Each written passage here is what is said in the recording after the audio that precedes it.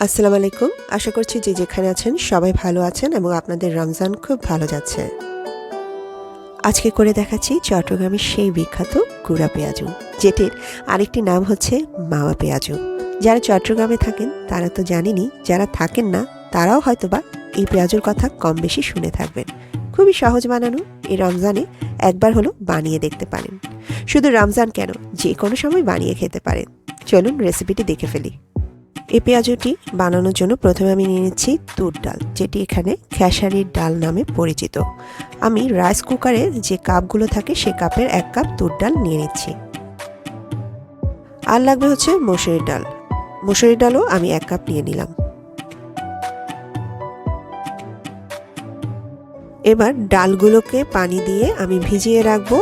5 থেকে 6 ঘন্টার জন্য আপনি রাখতে পারেন বা একদিনও রেখে দিতে পারেন। আমি অবশ্য একদিন রেখে দিয়েছিলাম। তা আমি একদিনের জন্য ডালগুলো ভিজিয়ে রেখে ফিরে আসছি একদিন পর। একদিন পর ডালগুলো একদম ফুলে ফেপে বড় হয়ে গেছে। এবার এগুলো ভালো করে ধুয়ে নিয়ে পানি ঝরিয়ে নিচ্ছি। ভালো করে পানিটা ঝরিয়ে নিতে হবে। এবার একটি ফুড প্রসেসরে আমি ডালগুলো নিয়ে নিলাম আর সামান্য একটু পানি দিয়ে আমি এটা পেস্ট করে নিচ্ছি। আপনাদের কাছে যদি পাটা থেকে থাকে আপনারা পাটা দিয়েও এই কাজটা করতে পারেন। আমার কাছে যেহেতু নেই তাই আমি ফুড প্রসেসর ব্যবহার করছি। এটা খুব বেশি মিহি পেস্ট করার কোনো দরকার নেই, একটু দানা দানা থাকবে, তাহলে পেঁয়াজুটা খেতে বেশি ভালো হয়।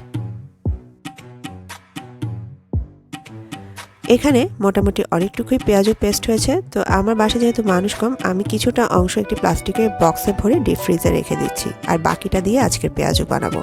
এখানে প্রায় 2 কাপের মতো পেঁয়াজুর পেস্ট হবে। এবার এই ডালের পেস্টে দিয়ে দিচ্ছি একদম চিকন করে কেটে নেওয়া পেঁয়াজ কুচি। পেঁয়াজের পরিমাণটা একটু বেশি দিতে হবে। দিয়ে দিচ্ছি 1 চা চামচের মতো লবণ। এরপর দিয়ে দিচ্ছি 1/3 কাপের মতো বেসন আর দিয়ে দিব 1/4 কাপ চালের গুঁড়ো। এই চালের গুঁড়োটা অবশ্যই দেওয়া ট্রাই করবেন, এতে পেঁয়াজুটা অনেক ক্রিস্পি হয়ে থাকে। এখানে কিছু কাঁচামরিচ দিয়ে দিচ্ছি আমি আমার আন্দাজ মতো, আর দিয়ে দিচ্ছি কিছু ধনিয়া পাতা। আমি ফ্রোজেন ধনিয়া পাতাটা ব্যবহার করছি, যেহেতু লকডাউন ছিল তাই বাইরে যেতে পারিনি, তো বাসায় যে ফ্রোজেন করা ছিল সেটা এখানে দিয়ে দিলাম। এবার সব কিছু ভালো করে মেখে নিতে হবে। আপনারা যদি চান তাহলে সামান্য পরিমাণ রসুন আর সামান্য পরিমাণ হলুদও দিতে পারেন, কিন্তু আমি এগুলো কিছুই দিব না। আমি এভাবেই আজকের পেঁয়াজুটা বানাবো। পেঁয়াজুটা ভালো করে মাখানো হয়ে গেছে। এবার চুলায় চলে যাচ্ছি ভাজার জন্য। চুলার উপরে একটি ফ্রাই প্যান বসিয়ে দিলাম। এবার এখানে বেশ খানিকটা পরিমাণ তেল দিয়ে দিচ্ছি। তেলটা ভালো করে গরম হয়ে আসার পরেই পেঁয়াজুগুলো দিতে হবে। তারপর চুলার আঁচটা মিডিয়াম লো করে দিতে হবে পেঁয়াজু ভাজার জন্য।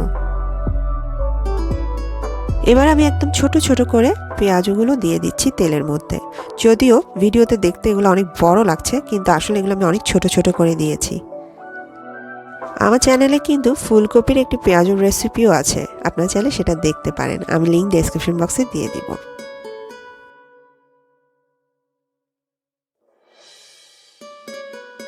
এভাবে করে সবগুলো পেঁয়াজু ভেজে নিচ্ছি। ততক্ষণই ভাজবো যতক্ষণ না পর্যন্ত এগুলোর কালার গোল্ডেন ব্রাউন হয়ে যাচ্ছে। এই পেঁয়াজুটির নাম যেহেতু গুঁড়া পেঁয়াজু, তাই চেষ্টা করবেন তেলের মধ্যে খুবই ছোট ছোট করে পেঁয়াজগুলো দেওয়ার। আরেকটি টিপস হলো, এটা আমি আগেও শেয়ার করেছি, আপনারা পেঁয়াজু ভাজার সময় চুলার আঁচটা একদম ছোট করে দিবেন, মানে মিডিয়াম লোতে রাখবেন।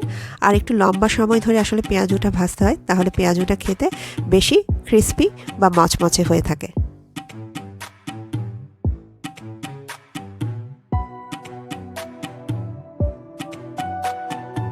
হয়ে গেল খুবই মজার মামা পেঁয়াজু বা গুঁড়া পেঁয়াজু, যে নামেই আপনি ডাকেন।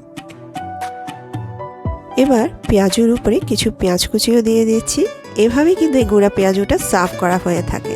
আর সাথে আমি রেখেছি তেঁতুলের সস।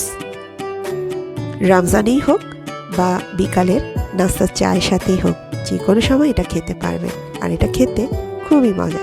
একবার বানিয়ে দেখুন, তাহলেই বুঝতে পারবেন। ইনশাল্লাহ আরও একটি নতুন রেসিপি নিয়ে হাজির হয়ে যাব আপনাদের সামনে খুব তাড়াতাড়ি।